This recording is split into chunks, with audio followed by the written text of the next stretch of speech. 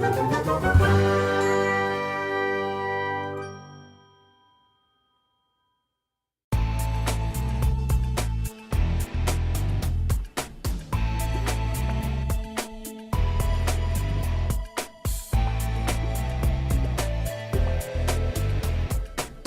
this week is Gideon Emery. Gideon Emery is a veteran of the stage and television. He has been in games such as Everquest 2, Final Fantasy 12, where he was Balthier. He's been in Star Wars Empire at War. He's been in Blazing Angels. He's been in everything. Final Fantasy Tactics, Company of Heroes, Modern Call of Duty 4 Modern Warfare, Mass Effect, Mass Effect 2, Dragon Age 2, where he's Fenris. Who was he in Mass Effect again, though? Yeah. Mass Effect? Ken, Officer Tambert, Captain Gavorn. That's Mass Effect 2. In Mass Effect 1, he was... I need to scroll back down. He was Chelik. He's also been in Call of Duty Black Ops, God of War, Ghost of Sparta, Star Wars The Clone Wars, where he was Lot Dodd and Medici. He's also been in The Mentalist, Fear 3, Battlefield 3, Elder Scrolls Skyrim, Star Wars The Old Republic, Resident Evil, Operation Raccoon City, Street Fighter vs. Tekken, Guild Wars 2 Last Resort, True Blood, Dynasty Warriors 8, NCIS, and most recently Teen Wolf. And he's going to be in the upcoming Killzone Shadowfall. So, just to recap, he's been in a lot. So, roll tape. Welcome to the show, Mr. Emery. Do you want me to call you Gideon or... Yeah, you can call me... Mr. Emery, Gid. Yeah, Mr. Emery. Everyone calls me Mr. And one day I'll be Sir Emery. No, yeah, Gideon's fine. Gideon's fine. That's very Do you actually want to be Sir Emery sometime? No, I have no desire to be Sir Emery, but that'd be kind of funny. Unless I was playing a knight on screen or something. Have you ever got to play a knight before? Have I played a knight? I did knight type voices for some medieval game called Medieval Games. That was creative, but it was kind of a kids game. I haven't played a knight per se. No. Have you even played a Jedi Knight? Come think of it. No, I'm always the bad guys. Oh yeah, you're like a senator or you're Imperials. Or I'm Imperial guys usually. Yeah. That's interesting, isn't it? Well, you know what it is because the bad guys in the Star Wars world are always Brits, you know, or at least traditionally they've been Brits. And the good guys, and the good guys are Americans. We all know that. So. Or they're Kiwis. Well, of course. Once they started filming there, because then all the clones, then they're, yes sir, all right sir, not a problem sir, yes sir, all right sir. Yeah. Unless it's to D. Bradley Baker, and I think he's American. He is American. No, and he does sterling work as well. It's one of the that's kind of interesting sidebar is that well, this isn't a video game, it's animation, isn't it? But it was a rare treat working Clone Wars because I got to meet him. But you all work together, whereas like in video games, except for I think 2 games out of all the ones I've done. You're just working on your own, and if they've got some pre-recorded stuff, they'll play it in. But it's nice to work with other voice actors because it's very rare, in my case, anyways. Well, I guess that's a good place to start since we started talking about Star Wars and Clone Wars and so on. How did you get involved in Clone Wars? Because I know the main character you play is Lot Dodd, the Neimoidian slimy senator. Yeah. So how did you get involved in that, and how did you feel? I got involved in it simply auditioning. Like most gigs, and I think I read for a couple of characters, through the agent. And then I booked Lot Dodd, and then I did a couple of others along the way. And Lot Dodd kind of came back for an episode or 2, which was cool. That was great. I've been very fortunate that I've worked on a handful of Star Wars games as well. So, it's nice to be part of that world. Because it is, it's so huge, and it's there are not many things. I'm making myself sound like I'm 80, but there are not many things I grew up with that are still going. As a franchise at least. So super cool to work on. Lots of fun. Great bunch of people, and it's also nice working in a group because then it becomes a little bit more. I don't know, theatrical for want of a better phrase. There's a little bit more play, and then you can really bounce off other people live in the room as opposed to, reading cold and imagining what the other actor's line reading is, before or after you, which is usually the case with video game recordings, voice sessions. Or if you're lucky, they've got some pre-recorded stuff that you can play off, their select take. When you recorded Clone Wars, at least your part, even though you're the villain, was it more of a lighthearted type session, or was it, more serious in the booth and then it turns off? Because I've met D. Bradley Baker, and I know I've seen him try to tie people's shoelaces together and then make random noises while people are talking. So I was just wondering, was it a lighthearted session or was it more serious? No, he was very professional. Yeah, that's interesting. Yeah, obviously I haven't seen that side of him, but that's funny. Thank goodness he didn't try and tie mine together, because that would have been embarrassing. Because I'm fairly clumsy as it is. Yeah. Okay, so you said you've been able to work on lots of Star Wars games as well, including Tor, Empire at War, and other ones. So did those capture the same feeling as Clone Wars, as far as being in a universe far, far away, being in Star Wars? Did those capture the same feeling for you when you were doing them? I guess what's interesting with Clone Wars, because I think the demographic's a little younger. It feels more, and the style of the animation and stuff, as pretty as it is, it does feel a little more youthful. The storylines are perhaps a little bit more. I don't know. I don't know if I'm. I don't know. It feels a little brighter. It feels a little younger. It's a little more energetic. It's a little more fun. It's perhaps a little bit more free. Whereas the games, in my experience, in terms of doing them, they feel a little more sort of. Serious, old school, a little darker, sort of Batman versus Spider-Man sort of thing, with a sort of a slightly more serious tone. Whether the final product's like that or not, in people's opinion, I don't know, but it's they do feel sort of distinctly different in my experience, Okay, and the Old Republic, as we've discovered, basically had every voice actor on the planet involved. How early did you get involved in that game? Was it? I'm assuming it's because, at least early on, because you had lots of experience already working with Bioware, with Mass Effect, and with Dragon Age, so they knew you quite well. Did you get involved decently early with the Old Republic's massive recording sessions? Yeah, that's one of those ones where it's because they go on for so long. Some of these ones. I'm trying to think when the first session. I might actually have to, now you've asked me that question, I may actually have to look it up and see if I have something in my diary for when that first, my first session for that. It was definitely, a long time ago, and then, sporadic sessions here and there where you come in and do some more, do some more characters or returning characters. I've got, April of 2011, I was doing stuff for the Old Republic. So that's a quick search. That's a quick live search, as it were. So yeah, it's been a while. Okay, and you've done quite a lot of work with Bioware itself, with both Mass Effect and Dragon Age series, and of course, the Old Republic, all of which are very massive Bioware games. And we've been told that Bioware, when they record their voice work, they do it a little differently than a lot of other games, because they do the motion capture, and they want to make sure the words exactly match the script, because they have to, make sure it follows the program really well, because there's lots of different choices. So, I guess the first question is, how did you first get involved with Bioware?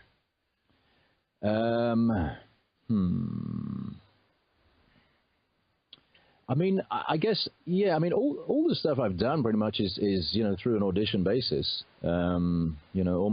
except for like a couple of projects. So, it's the same old route where I'll get an audition through my voice agent, and there'll be a little paragraph, a little sort of character description, a little character bio perhaps, and a handful of lines, and then you sort of, lay it down, email the thing off, and,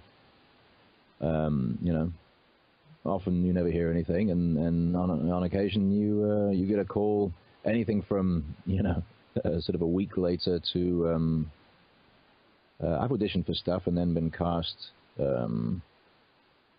even like sort of a month or two later. Because I guess sometimes sometimes they're sort of testing the waters, going forward, and just seeing what's who's out there, that sort of thing. did you find the way they record to be more difficult than usual for voice work? Because I know they do the voice matching, I mean the face matching and the word matching to make it so when people make their decisions in those games, it still matches. Not particularly. I think I'm trying to think of specific stuff. I know it's maybe here and there it's been. I haven't felt constrained by by any of those sessions, sort of thing. I know there are definitely some sessions where it's so time specific, where you've got to fit stuff in, and sometimes it's a harder task when there's a lot of copy and you're trying to say it all in this finite amount of time, which is really a little too small. But no, I mean it's. I think a lot of the time they're directing telephonically, so that's perhaps a little different. So you're just hearing the voice down the line. But what's kind of nice as well when you're doing sort of a more main character as opposed to ancillary voices. You're having multiple sessions, and you develop a relationship and a bit of a shorthand with these people, even though a lot of them I've never met in person. And I know with Clone Wars sometimes they'd give them they'd give them the script just before they start filming, recording. With Bioware, did they give you, at least when you were playing main characters and so on, how much prep did they give you to actually get into these characters? You're almost, my experience, and this is a general experience for games, you have that brief information you've had at the audition, which most of the time is from home. Here and there you go in-house to a studio and physically audition, but that's the exception to the rule. And then that's it. Then when you book the job, you go in, that's when you see the script, so you're cold reading, 95% of the time. I think, I can probably count on one hand the amount of times I've got scripts before, but that's primarily, as I see it, is the reason for that is twofold. Number one, people are making changes oftentimes right up to the last minute, even during a session. They might be tweaking a line if they don't like the sound of it, that sort of thing. And secondly, which is probably the main reason, is confidentiality. A lot of games are so. Well, I think every game now is confidential. It's you're signing. We're often required as actors in these things to sign non-disclosure agreements just to get the audition material. And then it might only be a few lines with a character name that is a pseudonym and a game name which is also fake. So unless you can sort of read between the lines where it's something exactly talking about, I don't know, the Rebels or something like that, where you might go, oh, okay, I think this is a Star Wars game, oftentimes, I have no idea what game this is, and it's got fake names, fake characters, fake title, and I've signed an NDA, and I've no idea what it is, so I have no idea what I could possibly tell people, But yeah, so most of the time, that was a long roundabout answer, but most of the time it's, you're going in, you're seeing the material then on the spot. And the nature, it used to be, hard copy, people printing on pages, so, in a break or, just before you could sort of flip through and, see what was coming down the pipeline sort of thing in terms of scripts and lines and, I don't know, scenes perhaps. Most everyone now has a screen or there's an iPad in the booth, which sometimes you can independently control, but more often than not they're controlling it. So you really only see the line or 5 lines at a time. I've no idea a lot of the time how many lines I've got left, how many I'm doing, where we go from here. So it's a lot of it is you really have to sort of think on your feet and use some improvisational skills, I guess. But the great thing is at the start of any of these sessions, a director, the creatives, they'll really guide you to a place where you feel that you are sufficiently informed. And a lot of the time as well, now bouncing over to a project I worked on recently, Diablo 3, they'll really set up every little line, you know. So you really know where this character is, where he's come from, what's about to happen, and you get a good sense of context before you open your mouth. So hopefully it it translates and it doesn't. We don't suffer for not having the script before. We don't want to talk about your not necessarily current games, but like what has been some of the most secretive games that you've worked on that have already come out and so on? Is it usually the Bioware ones that tend to be you don't say a thing? Well, there's so many games now where you've got to sign these NDAs before you get material. A lot of on-cameras getting like that as well. And that's just for the auditions. And we're not talking like, okay, you're going into audition for Star Trek, for example. I went to audition for the Star Trek movie, the second one. Oh, wow. And I knew what the movie was, but it was generic sides. Everyone, male and female, young and old, at my session at least, we were all reading the same sides, and clearly we weren't reading for the same role. It would make no sense, you know. So I guess that's how they protected themselves. You know, because that sort of stuff where, you know, if stuff gets out, spoilers, that kind of thing, it can really hurt, you know, hurt them at the box office. Yeah,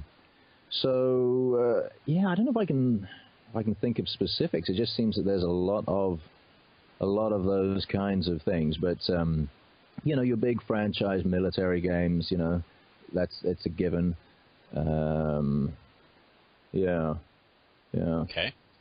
So, if you don't mind me asking you a little follow-up, since you just said you tried out for Star Trek, if you don't mind asking me a little follow-up. So, how did that audition work? Like, do you, since a lot of people here, you know, if they want to be an actor or an actress, they know how TV auditions tend to work or smaller ones. But when you're having a bigger film like that, like, do you audition in front of like JJ or his casting director? Like, how does an audition like that work? And were you really nervous?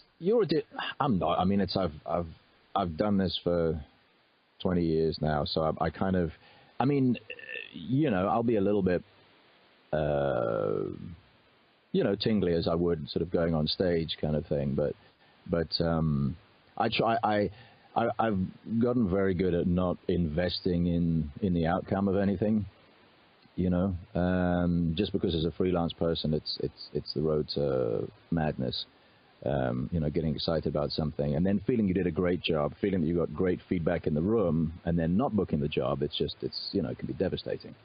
And to do that over and over again. I mean, for instance, if I added up the amount of auditions I've done, you know, versus the number of jobs I've booked, you know, it'd be like it'd be a little bit better than a baseball player, perhaps, but. You know, it's like you're striking out more often than you're hitting a home run. But the difference, yeah, it was you know, drive down to the casting director's office. You sit in there, and typically with something that size, you're recognizing you know, a couple of actors, going like, oh, I know them from you know, name the production kind of thing.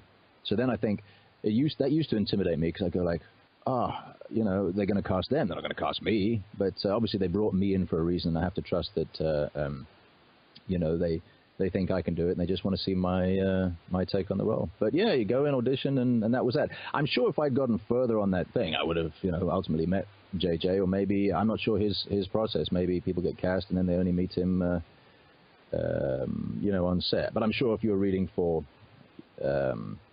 you know, one of the main roles, you certainly would have met the man. Yeah. That's when they come out and say, for this role you're going to wear this red shirt, and that's when you know you're going to die. Exactly. But I mean, for most like TV stuff, you know, I'm meeting the director and the producers when I go in and read, and film stuff less so. You know, it's usually casting people, and then they're sort of, you know, putting you on tape, and you know, sometimes with a director. But yeah. Okay, so how did you get your start in acting? Because you were an actor before you were a voice actor. So how did you get your start? I went to drama school. I moved from the UK to South Africa when I was a kid, and I went to school there, and then I went to drama school for 4 years. You know, doing theater, and in my final year of drama school, I did in sort of the end of my third year, actually. I did this. I auditioned for a play, professional play, and I got cast. And it was like the annual pantomime type thing, and it had some name actors in it and stuff. And one of the actors is gentleman Bill Flynn, who was a bit of a legend. He introduced me to his agent, which was really generous. And and they signed me. So in my final year, I started auditioning for a little bit for stuff, but I mainly started doing VO stuff because I could do that because then I was in my thesis year, so my time was a bit more flexible, and I couldn't really do on-camera work so much, but because of the time. But I could go and do, spend an hour in a booth somewhere or a couple hours. So that's where I started, and I always, after that first play I did, I saw some older actors who I don't know who, for whatever reason, they were still battling to make ends meet, and I remember leaving an impression, and I was like, I've got to make money doing this, I've got to really treat this as a business, which is quite mature thinking for me at that age. And so I got into voice mainly because I'd always kind of wanted to, but I was lucky that the agents I was with had all their actors record a voice demo, and I was very lucky with where my voice sat in the market. It was sounded a little more sort of upper crust. It was had a British lilt to it, which cut through the mix in South Africa, and I was very fortunate there. So that was it. I was sort of on my way doing that, and I've never really thought of acting as the poor cousin to voice acting as the poor cousin to on camera or theater, it's all pretty much acting at the end of the day, and definitely more so with the video games where you really are, you're creating these characters. Perhaps a little less so with commercial stuff and promos, but it's you are still using acting tools. That was that, and I started doing stuff, and I did a little bit of stand up, and I try and do on camera here and there. I was never particularly excited by television. When I started out, I enjoyed doing theater and the odd movie which came around, and then ultimately I decided to move to LA and got a lot more into TV, and I've been very fortunate here. Yeah. So I hear that at one time you considered a career as a graphic artist. Yeah. Is that true? And then how did you decide to do acting instead? Yeah, it was interesting because I really enjoyed doing, I really enjoyed art. I loved specifically drawing and pen and ink, less than painting perhaps.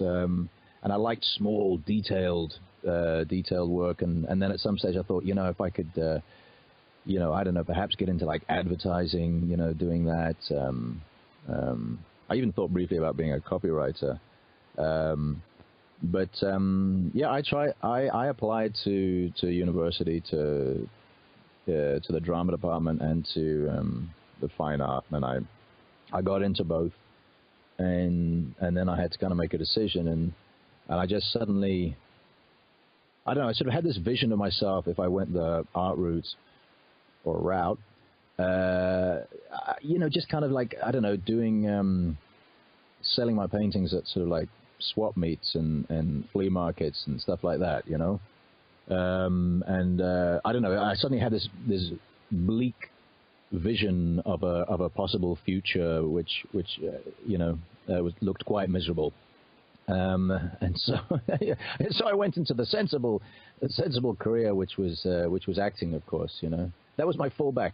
My fallback was acting, so I decided to study acting. Yeah, it was just sort of a gut call. And then my first week at drama school, I was like, oh, I'm home. This is where I'm meant to be. These people make sense to me, and for the first time, I felt like I made sense to other people. Wow. Yeah, that's an awesome answer. Yeah, I don't think I've ever actually articulated that quite like that. But it really, I mean, it was like, wow, I'm home. Yeah.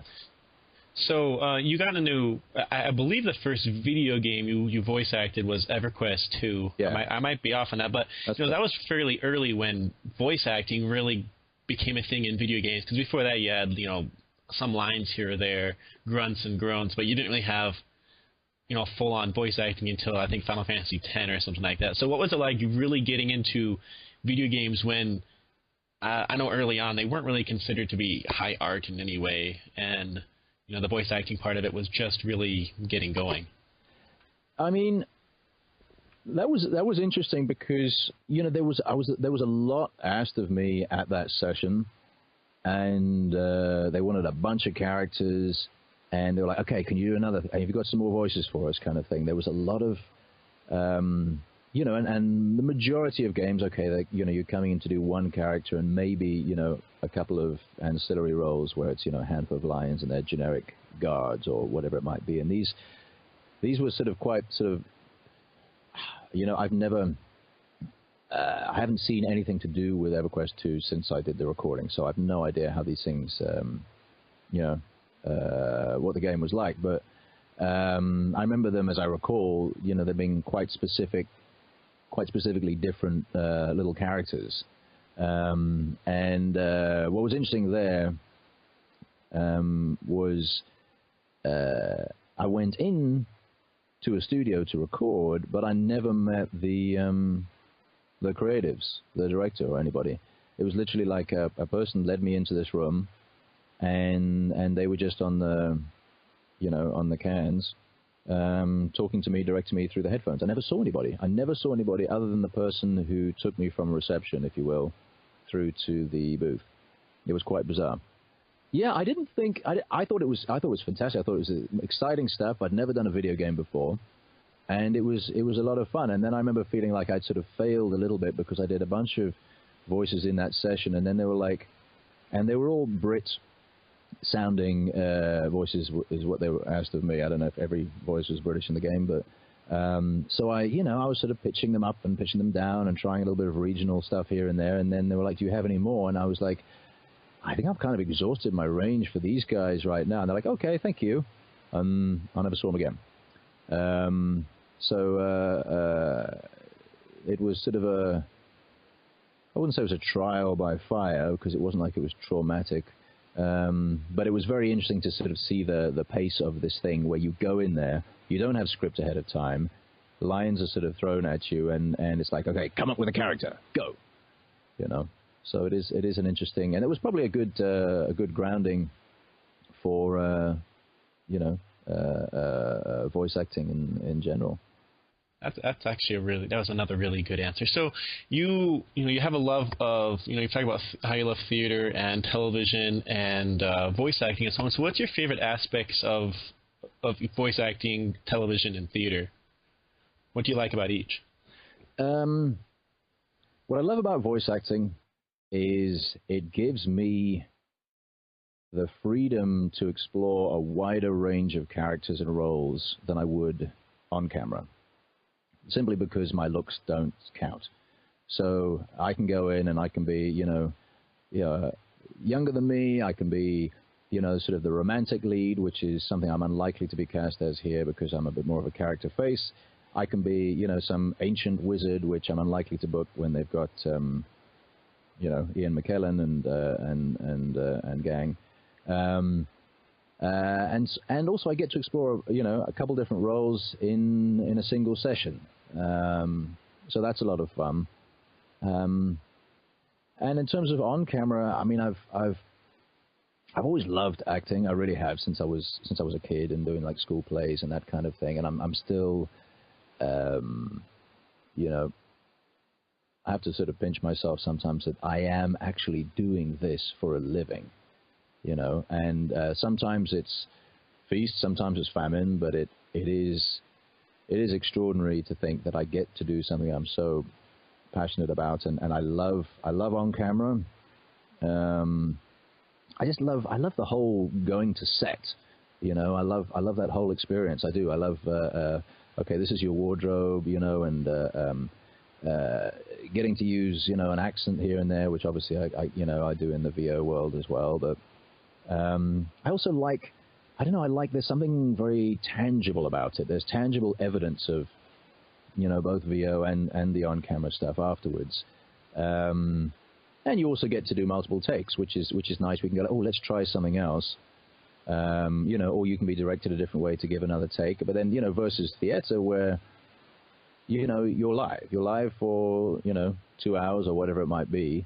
And it's, you know, it's a controlled free fall, and, you know, the experience tonight is going to be different to what it was last night. And there is no tangible record of it. And everyone's experience of that is completely subjective. And that's also very exciting because you know at any given moment where you are, you know, whether the audience is with you or they're not, sort of thing. And you don't have that, you know, so much in on-camera, and I think a lot is out of your control as an on-camera actor. You know, and, you know, they can ask you to do certain takes and stuff, and you might give them something that perhaps is not your choice, but, you know, you want to give the director what they want, sort of thing, and sometimes they'll take that take that, you know, you weren't particularly proud of, perhaps, you know, or something gets edited, and you know, oftentimes things are edited in your favor where you end up looking a little better than you thought you delivered. So it is interesting. I think they're equally appealing, and I'm blessed that I get to do well, I'll say both because I haven't done theater in a while. Maybe I'll dust off the cobwebs and give it a go sometime. So what is your favorite type of role or character to play? Do you have a favorite, like, archetype to portray? You know, I've been working on Teen Wolf for MTV, playing a villain this season, this character Deucalion, and I guess what's been liberating for me is I get to use my own accent, which is something I don't get to do very often at all. And he's a character that he's just intelligently written. He's a villain, for one thing, and villains are always more fun to play, to be quite honest. You know, when I was a kid, I really wanted to be James Bond when I grew up. I did. That was my goal. I was going to be James Bond, you know, when I was 9 years old. And I realized the potential for that is slim to nothing, even slimmer than it was when I was 9.